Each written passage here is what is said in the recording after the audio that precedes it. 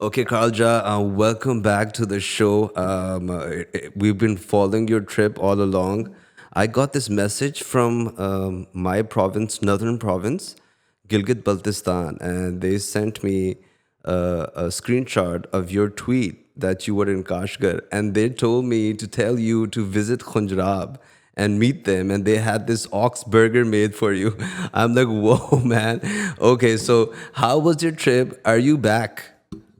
I am back, and it was a great trip. Had I know this invitation, I would made an effort to go to the border crossing. We were close. We were right up to the Tashkurgan, but from there it's another 5 hours drive to the border crossing, which Pepe did want to go, but because of the time constraint, he has Pepe. So I traveled to Xinjiang with Pepe Escobar. For the people who didn't know, we were there for 2 weeks, and but the Pepe was in China for he's on the 30 days visa free because he has a European passport, and he actually traveled to China beforehand. He did the whole Silk Road. He started in Xi'an, travel up the Silk Road to Dunhuang, and then met us in Urumqi, the capital of Xinjiang.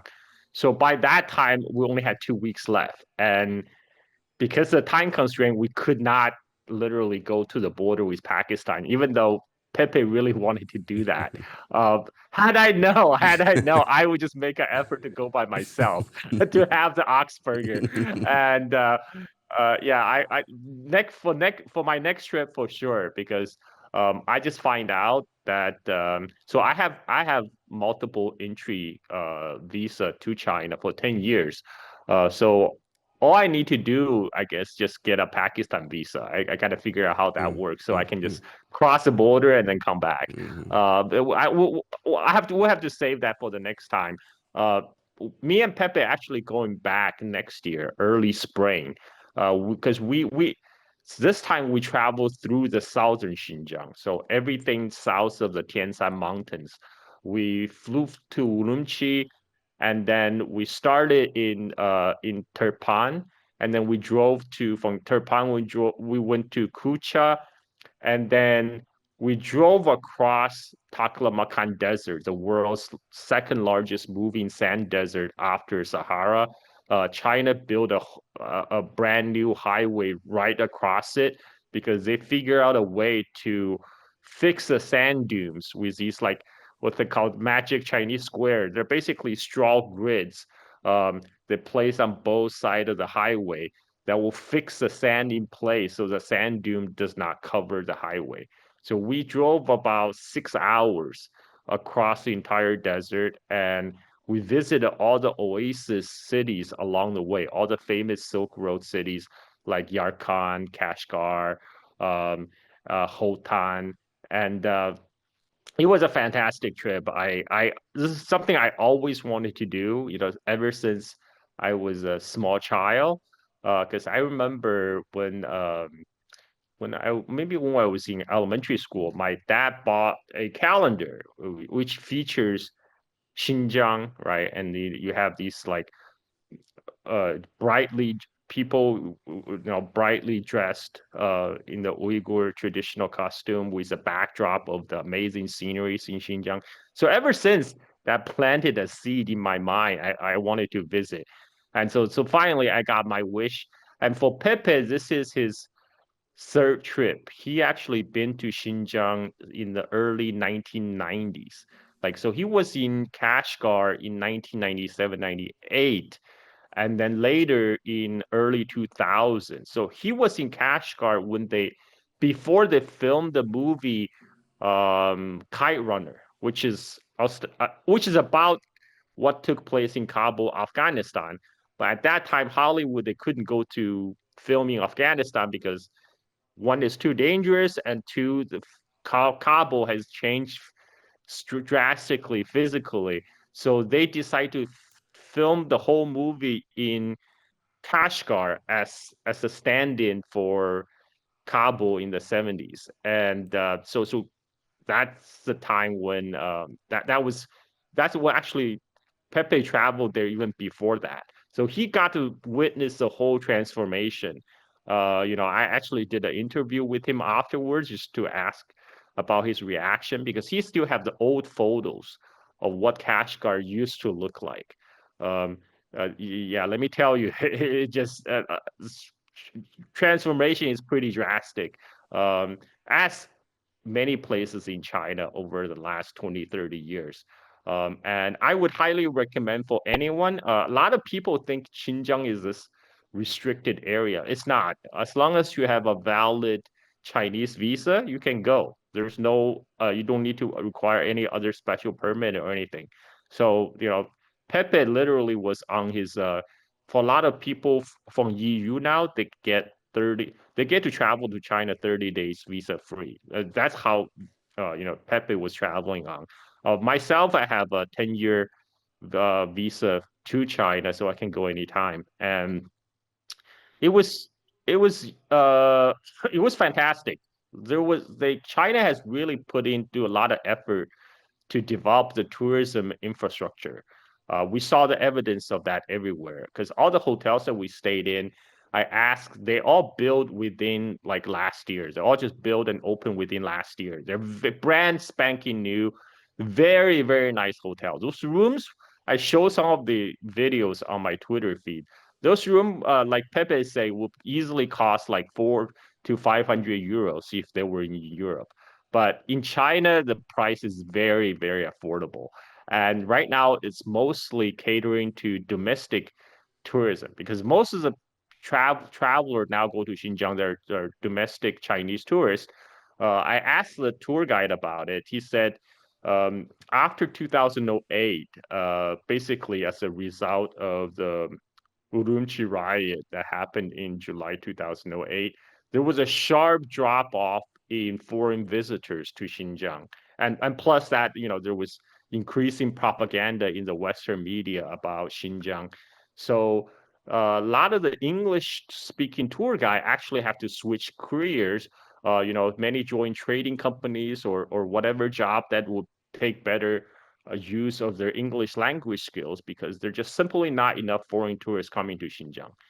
Today, when we visited, it's mostly Chinese tourists, and there are a lot of them. So BBC reported more than 300 million people have visited Xinjiang. But BBC got to put the BBC spin on it. It says, well, but none of them see the dark side of Xinjiang. Now, this is written by a reporter who have not visited Xinjiang themselves, right? And they're quoting the so-called activist on what really the dark side is. Now, this is quite ridiculous because if you have to think about it for a second, 300 million people went to travel to Xinjiang with cameras, with cell phones, yet there's zero evidence that have leaked out of terrible thing that's supposed to be happening in Xinjiang. This is why I encourage anyone just travel to China, even if you are a China hater. At least understand what you're hating. Just go see for yourself. Really seeing is believing, and being physically there in Xinjiang, all that Western propaganda narrative just kind of falls apart. Because when I'm walking through the busy street of Kashgar, filming all these Uyghur people just going about their business, daily lives. I mean, the whole thing about the fake narrative about genocide or how Xinjiang is the world's largest open air prison. It's just so ridiculous. I mean, especially compare what's actually happening in Gaza right now, where there's plenty of material evidence, some of them posted by Israeli authorities themselves. So we had a great time. Like the food there was fantastic. If you're a meat lover, you will be in heaven in Xinjiang because it's very meat heavy. It's full of lamb, beef. I'm actually surprised. The one of the specialty dish in Kashgar is roasted pigeon.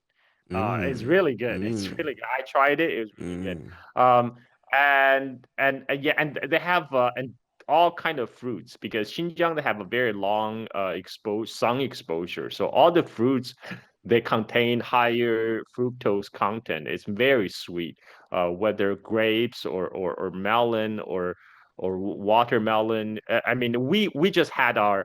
I was eating nonstop, basically. I think I put on a couple of kilos when I was there. Then I look later. I look at footages of me with Pepe. I'm just standing there with a big belly because I just had a big full meal of lamb. Uh, and it was great. I highly recommend to anybody. How was the ox burger that you tried? And tell us about that. I had the yak. I Yeah. had the Oh, yak okay. burger. Okay. So Yeah. we were in the Tashkurgan, which is on the Pamirs, next to the Pakistan border actually, and in that high altitude, yak is one of the main grazing animals. So, everything is made from yak.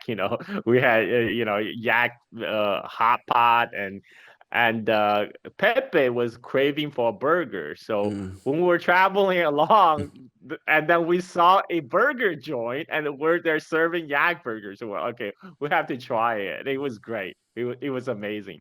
Um, I saw this is why, and the scenery was fantastic.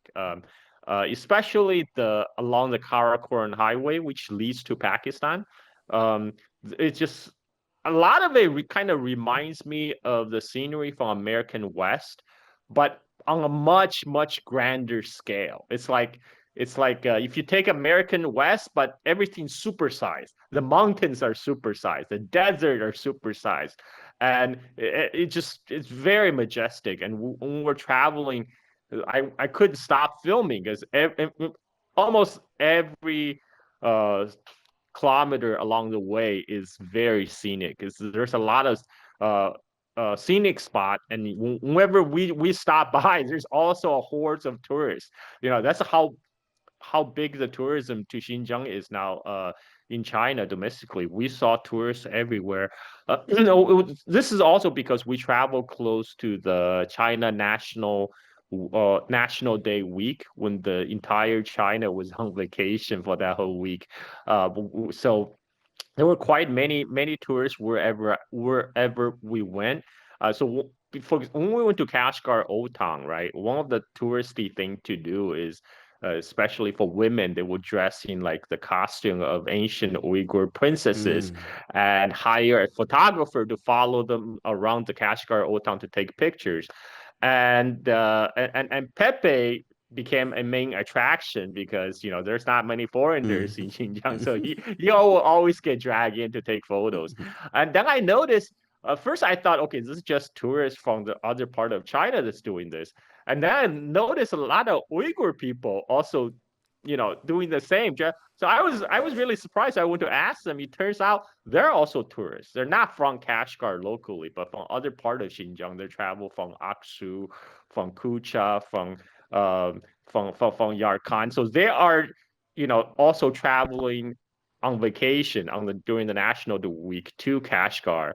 So it's literally for everybody, and I really it's just great atmosphere. Everybody was on vacation. They're having fun, and Tell, highly recommend. Highly recommend. tell us Highly about recommend. Urumqi. How was it, culturally speaking? The you have talked about the food and talk about Muslims over there. How was Urumqi? So Urumqi is the capital of Xinjiang. It's actually on the northern side of Xinjiang.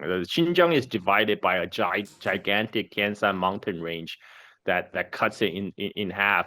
Urumqi is just on the northern side of the Tianshan Mountains.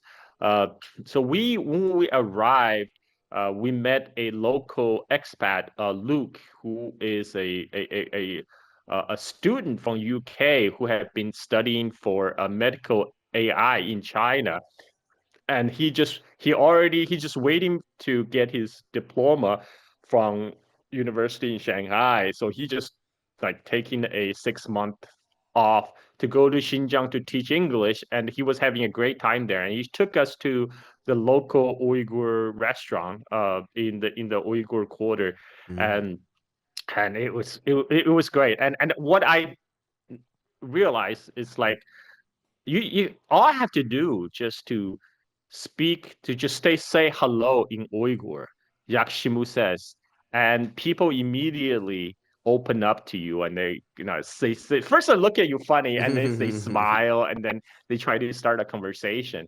So the locals, there's kind of age divide. Like older people, they usually don't speak Mandarin Chinese. Um, but the younger people, especially uh 30s, from 30s and below, they usually able to speak Mandarin, and this is a result of the bilingual education that was introduced in the early 2000s. So this is why for people 30s and below, they usually have no problem communicating in Mandarin. But for the older folks, usually they can only converse in the local language, so either Uyghur or Kazakh or Tajik, whatever their ethnicity is. And Urumqi is quite developed, and like that's another shock. It's just I think Urumqi is probably by now one of the biggest city in all of Central Asia. It's China is trying to develop Urumqi as a hub for the on the Silk Road, on the new Silk Road, on the Belt and Road Initiative, for its BRI project, because Xinjiang is basically where it connects all the land corridors to Europe, to Central Asia, to South Asia, uh, and we landed in the Urumqi airport, which is gigantic. They just finished. They literally just finished that new airport like a couple months before we arrived. So everything is brand spanking new, and it's huge. They build it for capacity because China always build it for growth. They build it in anticipation of the future growth. And they also have a now they have a new metro in Urumqi. So everything is still like at night, all the lights, all the buildings are just lit up, and it looks amazing. I should show a video just around our hotel, because our hotel was actually pretty central in the near the downtown Urumqi. It's just beautiful. I mean, it looks like Las Vegas at night because of the lights. And it's just, something you didn't expect when you travel to far west China. And when we went to but from Urumqi we headed towards southern Xinjiang, south of Tianshan Mountains. So the southern Xinjiang is a traditional homeland of the Uyghur people, who are majority Muslim. And when we travel to, first of all, the everywhere we went in Xinjiang, it's still obviously it's still very in particularly southern Xinjiang, it's still very heavily Uyghur place. It's still a Uyghur majority place. You will see mosques, you will see and all the police, all the local police, the police are all local. The police are all local Uyghurs, and they're very polite. Like there's a lot of security in Xinjiang still. I'm not gonna lie, because when we travel, even in Urumqi, all the hotels we stay in, there's a metal detector right in front of the door.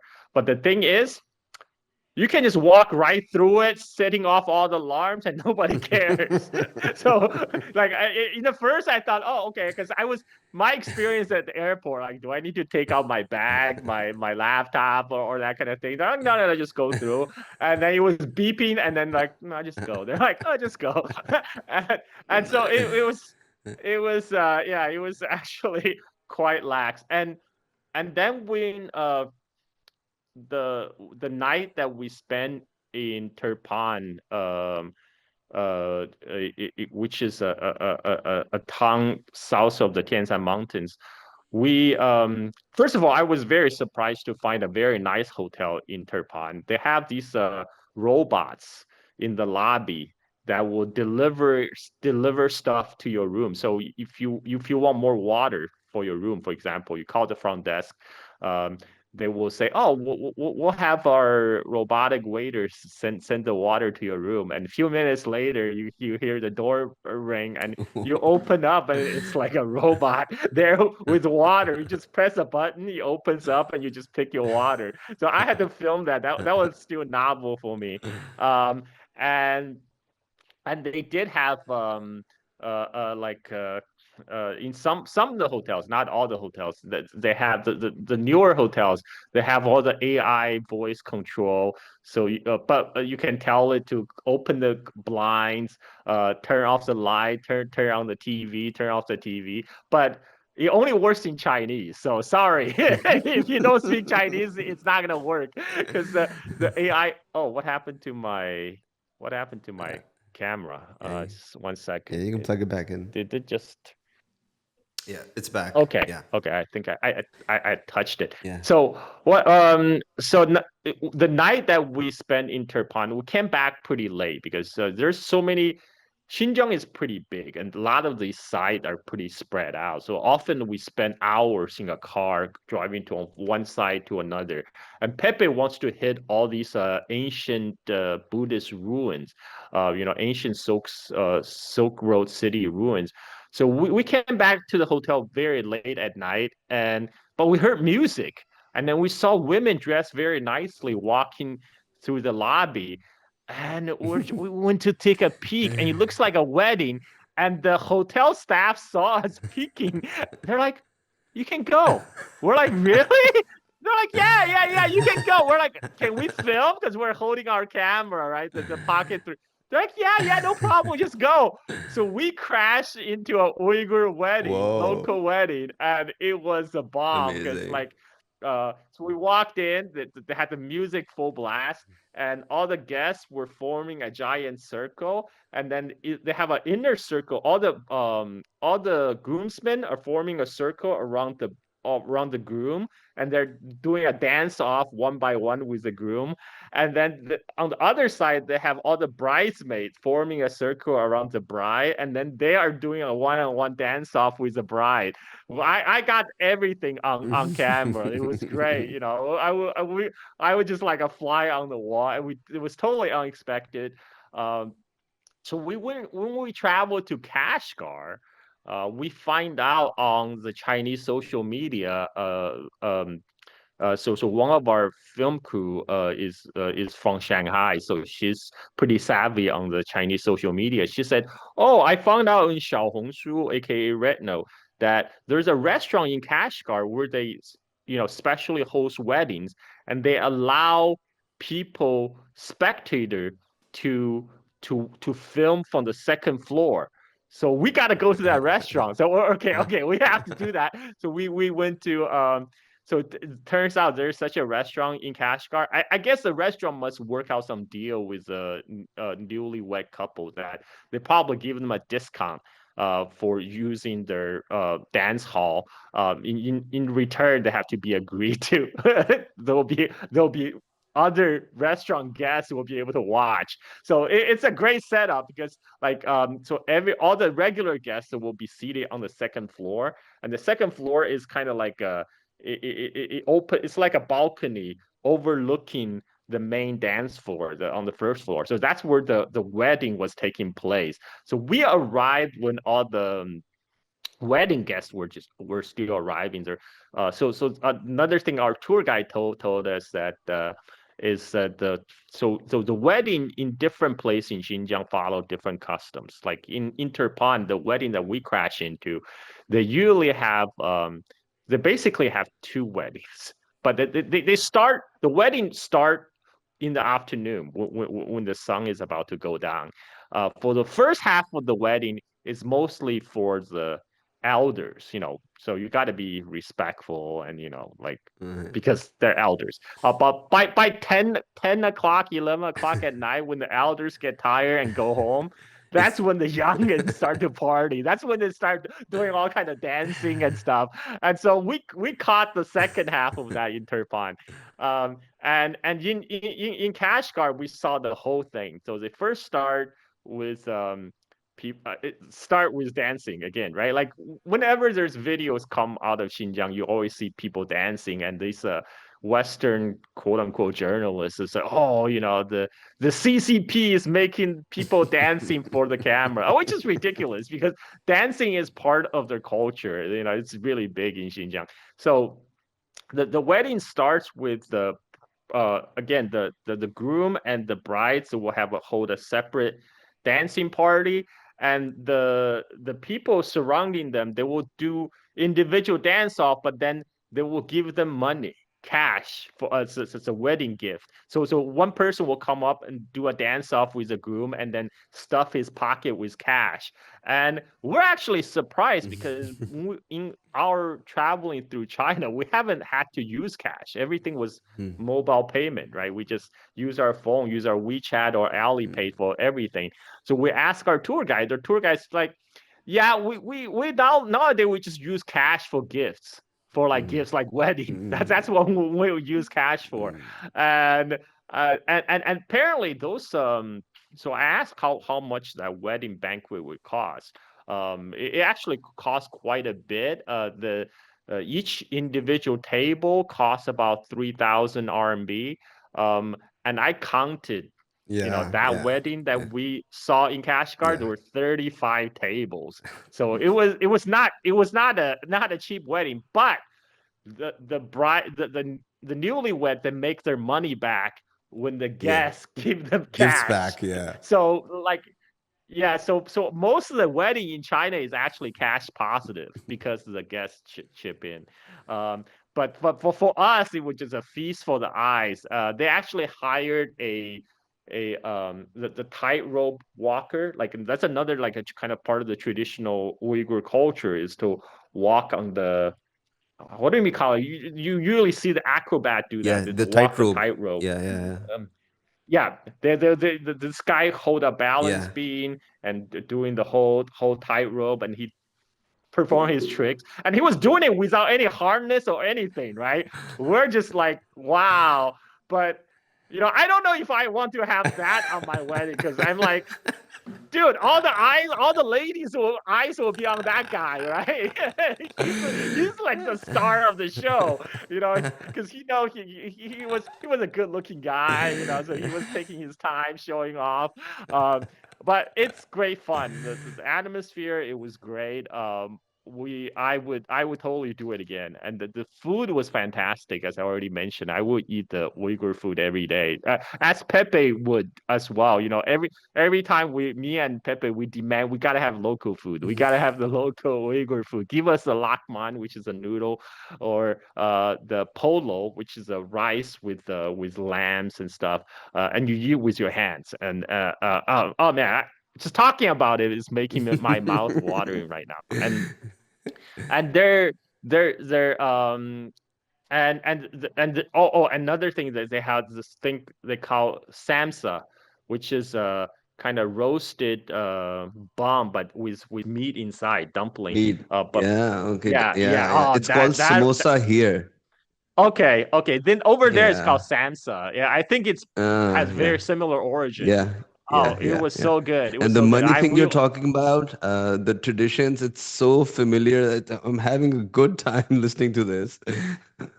Yeah, I would go back in a heartbeat. And we are going back next spring because we did the southern Xinjiang tour this time.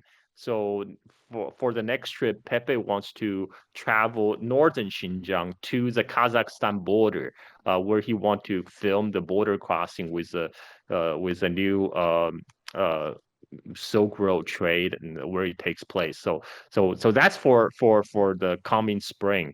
Uh, but I have so many footage. I'm telling you, I still didn't have time to sit down and edit it because it's gonna take me a long time to put all these footages together. I mean, it's just describing to you it doesn't even do justice. You have to like see it. So where I am here in Lahore, I'm like three provinces away from Gilgit-Baltistan, which has the Khunjra Pass. We can take a bus from here to Kashgar, and it's a 4-day bus, and it's only for 30,000 rupees. And people are, ever since this Karakoram highway has been finessed, there have been biking groups going there. making movies, coming back, and it's a beautiful track altogether. So that is where I like changed my mind because of how the Western media is saying don't know what's happening with Muslims over there, but it is like how you're describing. It's totally a different picture. This guy went inside a mosque and he was coming out when a elderly man held his hand and asked him to sit on the mosque's stairs, and they just started to have a chat. The first thing he asked him where he's from, he said, I'm from Pakistan. He said, Assalamu alaikum. He said, Wa alaikum assalam. And then he called his other guys. He said, hey, come here. Look, this guy is the Muslim from Pakistan. And that guy had such a great time. Those people took him home, uh, fed him really well, made sure he was like safe, happy, and his entire group. So that like changed Pakistani vloggers going there and making videos and uploading them is changing a lot of perception here in Pakistan, actually. So the same is coming from you. Yeah, the Uyghur people are very friendly. The locals they're super friendly, very welcoming. I mean, like I said, all I had to do just say one or two words in Uyghur. They immediately open up and they will try to have a conversation with you. They will invite you for food. Like everywhere we go, we get invited to have meal with them. And if it wasn't for the time constraint, we would have said yes to everything. Because we one time we're just we I had to stop to pee. So we stopped by this near cotton field, and then there's a bunch of Uyghur farmers gathered because they haven't seen a foreigner before, like Pepe, and so we just started to have a conversation. And it turns out these Uyghur farmers they told us they have about 7 hectares of cotton for their family, and I asked them how much how much it costs them in fertilizers and stuff, and how much they make a year. So they actually make good money, and they immediately they invite us to have lunch with them. But that day we were on a rush schedule. I really wanted to say yes, but our tour guide's like, no, no, we have to go so we can reach our destination before dark. Uh, but yeah, I wish I have more time. The thing is, another thing I realized that Xinjiang is so big, it's impossible to do everything in one trip, unless you have unlimited amount of Time. time. So because I basically have to develop a butt of iron to be able to sit in the car for like six, Oh, 7 hours a day. Like our schedule was literally waking up, you have breakfast, get getting in the into the car. car by 9 o'clock, and then we arrive in our next city by 10 o'clock at night. And then and then we, of course, we do a lot of sightseeing along the way. But you are in the car all the time because Xinjiang is so huge. Just to cover the ground, we drove around about 3,500 kilometers in 2 weeks. Yeah. Whoa. So yeah, there's a little confusion. The Silk Road starts from the east side of China and it comes like over the top of China and it comes till Kashgar. What happens from Kashgar? Does it split into two? Because one comes right into Pakistan. Yes, yes. So Kashgar is like a hub. It has always been a trading hub, and the region of Kashgar actually border multiple countries. It borders Pakistan, Afghanistan, and Tajikistan. So when we had to go near Tashkurgan, we had to go through a couple border checks, and we saw trucks coming from Pakistan and from Tajikistan with a Tajikistan license plate and Pakistan license plate, and then so for traditionally there's several routes. One is through Pakistan, you go south into South Asia to India. Another way is you go through, or you go through Afghanistan. From Afghanistan you can either go south to Pakistan, or you can go west, or you can go north. And same through to Tajikistan, you can go into Central Asia. So that's how uh, the current government of China, they're trying to develop a Kashgar as a new trade zone, a free trade zone with the neighboring countries, and and this is why there's a lot of road constructions. So before Kashgar was kind of cul-de-sac in China, all they only had before there wasn't even rail connecting to Kashgar. Like you had to take a long distance bus from Kashgar to anywhere in Xinjiang, and it take a long time. And now they build a rail connected to Kashgar, so now you can take a train from Kashgar to up to Urumqi, and from Urumqi you can take a train to either west to go to Kazakhstan or east deeper into China. But I think their goal is to further develop that rail link. I mean, I just heard they're going to start the construction of Xinjiang Tibet Railway. So the rail again link will start from Kashgar and go all the way to Tibet to Lhasa. And I imagine they will probably try to eventually. They're also building they're also trying to build more connections from Kashgar to the countries in the West. Like there's still a lot of construction going on in Karakoram highway, as I understand. Yeah, yeah, So that area, especially around Kashgar, behind Kashgar, it's the Pamir Knot, and that like three countries, including China and Pakistan, they like me. It's a very, very, what do you call it? It's a gateway to like three, four countries at the same time. So yeah, that would be. And this area that you're talking about, this is like the mountainous area, um, amazing terrains and roads cutting in between mountains. It's way more steeper from the Pakistani end because it has a little distance between the mountain and the ground area, so it's way more steeper from our end till we reach the Khunjrab Pass.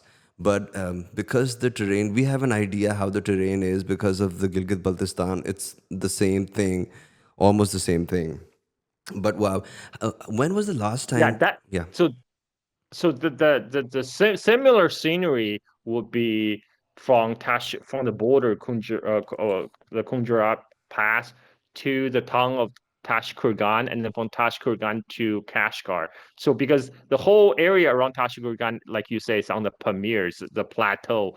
Like we when we on our way to drive from Kashgar to Tashkurgan, we actually climb to one of the highest point was 4,200 meters above sea level.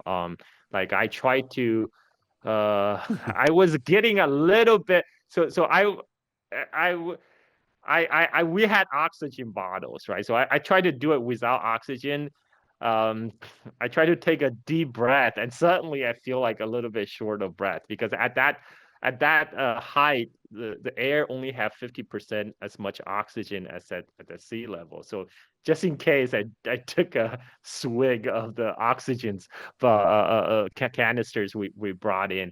Yeah, like at the Kunjurab Pass, I think it's almost 5,000 meters, right, above sea level. It's pretty high. It's Yeah, yeah. yeah. Wow. So when was the last time you went to China? So I was actually in China in April, May, but I was only in Beijing and Shanghai, because I was only there for less than a week. So it was like going in and out.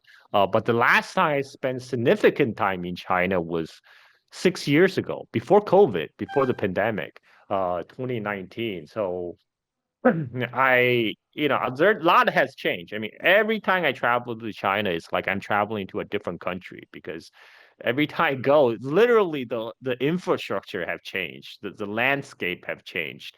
Um, and my impression is that this time things got very convenient for people living inside China, for like Chinese citizens or long-term residents of China. As long as they have the Chinese ID or the Chinese permanent resident card.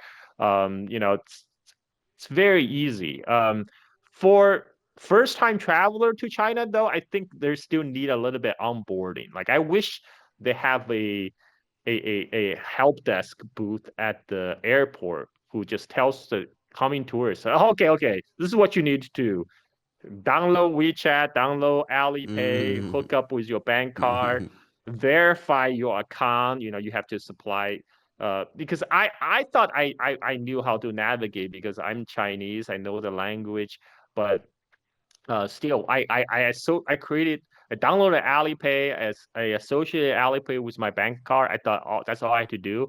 But when I tried to purchase a SIM card at the airport, it didn't work. It says, oh, suspicious activity. I was like, what? And then I had to turn on VPN, go to YouTube to look up a Video. Alipay tutorial, and they say, oh, because you need to verify your account by supplying your passport information. So I did Ah. that. After I did that, my Alipay started working.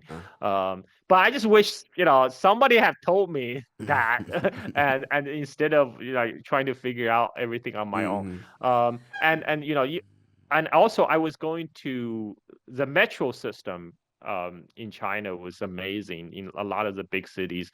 But I was showing off to my wife, right? It's like, hey, I got this. I go to the metro, but I was doing everything that I knew back like 6 years ago. So I go to the ticket, I go find the ticketing machine.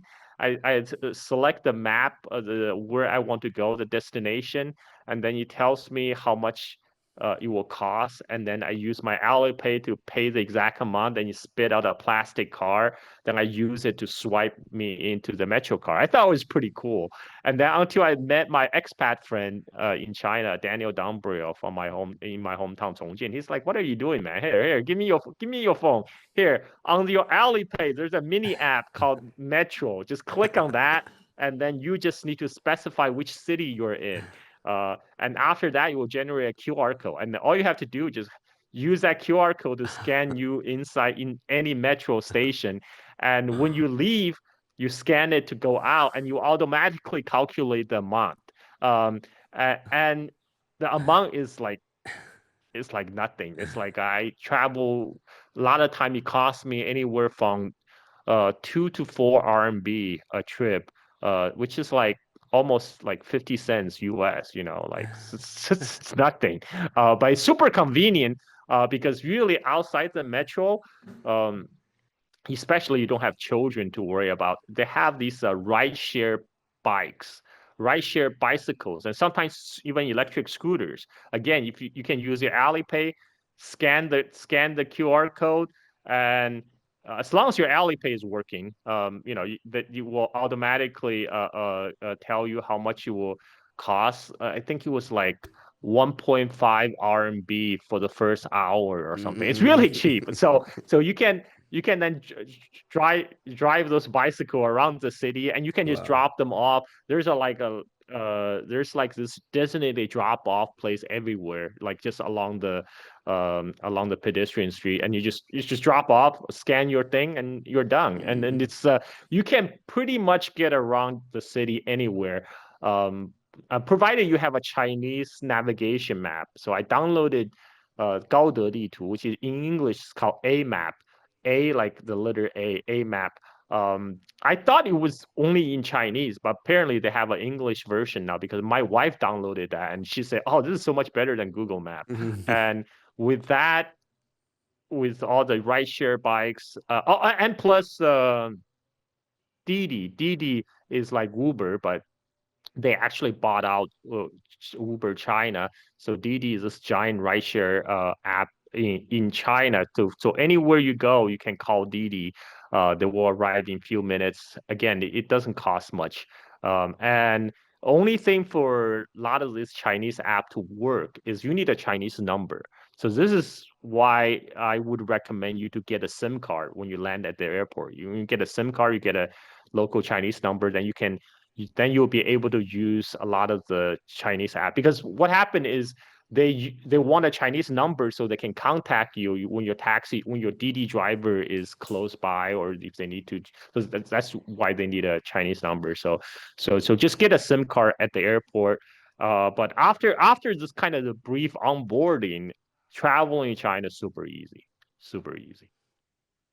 Wow, man. Yeah, You had fun. Sounds like great fun. So behind I you, did. Trump. Let's come towards the towards geopolitics. He made a visit while you were in China. He came to Malaysia. He went to Japan. He went down to South Korea. How do you summarize this? Give us your opinion. And by the way, your camera just zoomed in. Did you notice that? Yeah, Yeah. I haven't figured out. This is a new camera, so Okay. he automatically follows Your my face. movement Yeah. of my head. So Yeah. sometimes if my head move and you try to adjust, I Okay. haven't figured out the. I Okay. need to play with the settings. Okay. But anyway, so in in what Trump was doing, he went for the APEC, but he actually didn't stay for the APEC summit. He did the pre-APEC summit. He went to Malaysia, where he claimed credit again as a peacemaker for settling Cambodia and Thailand dispute, and those leaders graciously, gave him that because that makes him happy, and then he ostensibly signed a lot of the rare earth supply agreement with these countries, so Thailand, Cambodia, Malaysia, but those what people don't realize is the hard part is not digging out the rare earth out of the earth's crust. As long as you have those mines, you can dig them out. Um, what China dominate is in the rare earth processing part. So even if you can get your rare earth from Thailand, Cambodia, Malaysia, or Australia, you still need to send over to China for processing.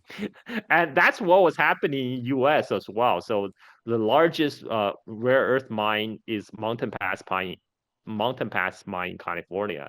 So up to April this year, they were still sending rare earth from California To to China. China for processing, because US doesn't have the refining capability. And so a lot of what lot Trump does is for optics, for photo ops, because he's a reality TV show host. That he know how to play for the camera, and he knows what will make him look good. But the optics will still not change the reality on the ground, and the big the big result is his meeting with Xi Jinping in South Korea, right? And that during that meeting, this we have what I call the second ceasefire in the trade war. We had the first ceasefire when Scott Bessent chased down the Chinese vice premier to Europe. Um, but that ceasefire was broken in September when U.S. Commerce Department decided to slap out so-called BIS 50% rule to expand the number of Chinese semiconductor companies that's on U.S. government blacklist. So you went from originally they had U.S. government placed 1,400 Chinese semiconductor companies on the entity list. They expanded that number to 20,000. So any company that's more than 50% owned by a Chinese parent company now will be subjected to U.S. Commerce Department entity list. So this is how U.S. government went. As part of that, U.S. government actually went over to Dutch government and told them, "Hey, we are aware there's a Dutch company, Nesperia, that's 100% owned by a Chinese parent company, Wintech. Guess what? We're going to place Nesperia on our entity list unless you do something." So Dutch government actually seized Nesperia from its Chinese owner, citing a very dubious wartime provision, and that created a whole semiconductor supply chain disruption because a lot of the car companies were depending on Nesperia to supply their semiconductors. And the company that the Dutch government sees is the Nesperia headquarters in Netherlands. But the manufacturing arm of Nesperia, which actually makes those semiconductors, is still in China. So the Chinese government told the Nesperia China, is like, okay, you know what? You don't need to listen to your headquarters anymore because it was an illegal seizure by the Dutch government. You just need to make sure you supply the Chinese car companies first with your semiconductors.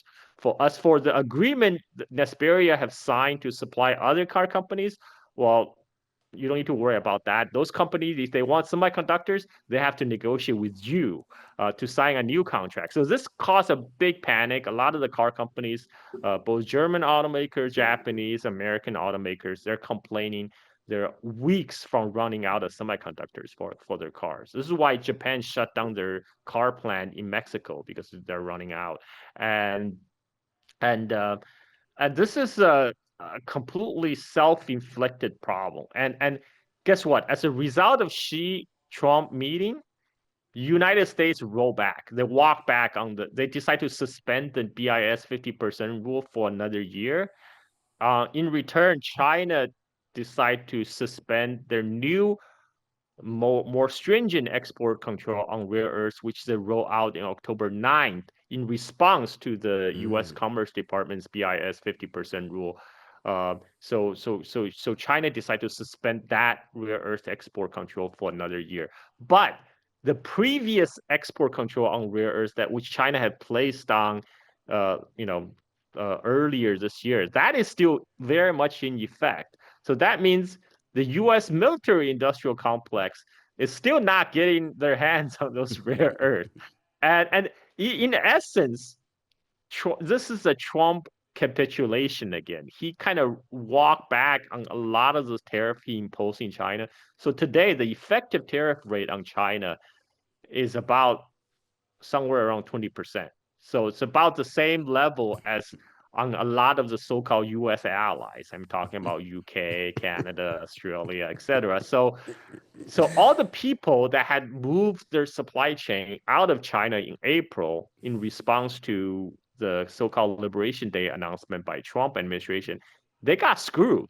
They just wasted 7 months of time, energy, and money to move their supply chain away. They would have been better off had they just stayed in China. So nobody, who is gonna how is everybody going to trust the Trump administration again? They keep on doing this. This is completely self-inflicted uh, because the market really hates uncertainty. And what Trump administration did with his tariff deal is introducing a lot of uncertainty in the market. It was not good for business. It's not good for America. But that's fine because Trump can always convince his base that he's winning. He's winning so much that they will be tired of winning, which is fine because for the rest of the world, that is just okay. I just want to like touch on the Zohan Mamdani episode happening in New York. It's very important what you think about this. What do you think about his win in because you've also had a good time in America. What do you think about this? New York electing Zohran Mamdani as the mayor and coming right from the grassroots level because it's a mayoral seat. Well, this is a big deal because New York is, the biggest city in the United States, and this is really a vote against the Zionists and against the billionaires. Because we know Zionist billionaire like Bill Hackman have put into a lot of money to go against election of Madani, right? So in a way, this is a vote against the establishment of the United States. Like people are tired of these lies of these Zionists, these billionaire class telling them what to do. Um, and they try to impose their will on people. I mean, it was very blatant during the whole campaign. Um, so this is a reaction to that. Now, this is a big deal because it does show the grassroots demands change in U.S. They want the government to stop supporting Israel and to start investing domestically to its infrastructure, to its own people.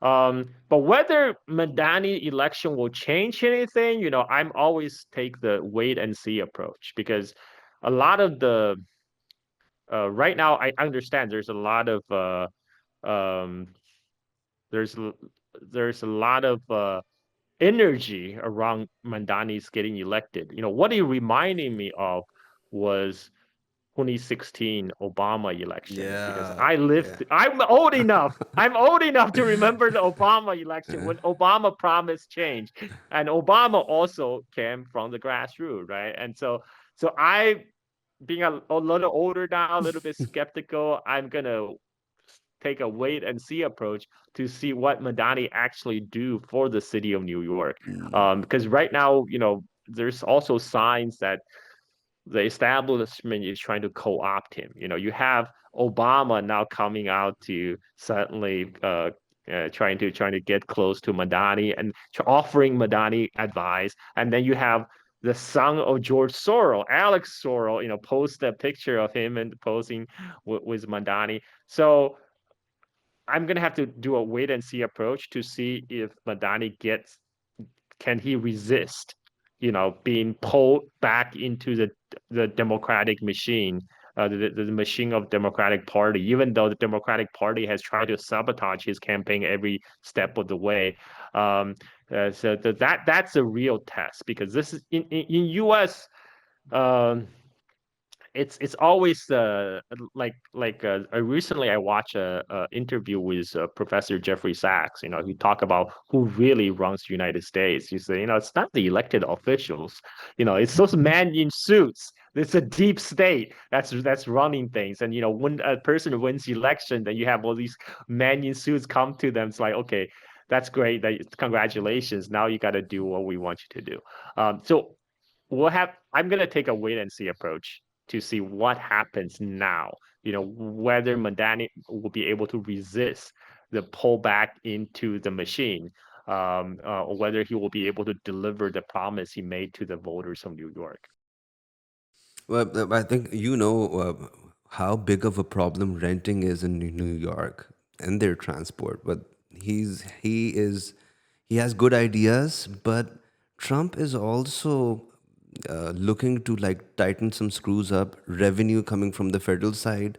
So I don't know how he's going to do that. He's going to do that by taxing the billionaires. Billionaires didn't like him in the first place. So free transport is going to be a big problem. And the rent thing is also going to be a big problem. Let's see how it works out. True that. What do you see If if next? if Yeah. Mandani are able to deliver on his promises, I'm all for it. I'm just wait.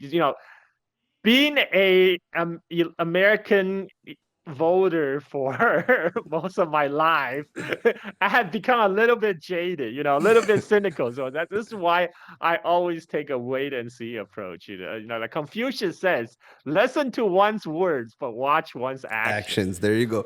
But there's a lot of there is a point, and it's a pretty heavy point. This is the first job Mamdani has ever did. I mean, he was an intern with, I think, with his mom at somewhere, and that is it. So I don't know. I mean, his ideas are good.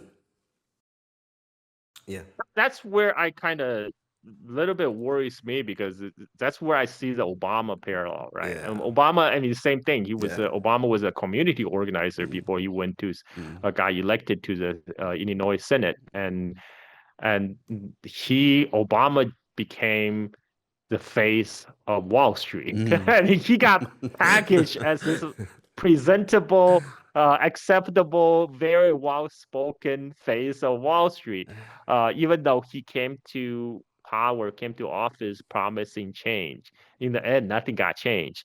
So that thing is a little bit worrying about me, kind of the similarity between him and Obama. But we'll have to see. I'm willing to give him benefit of doubt. So let's see.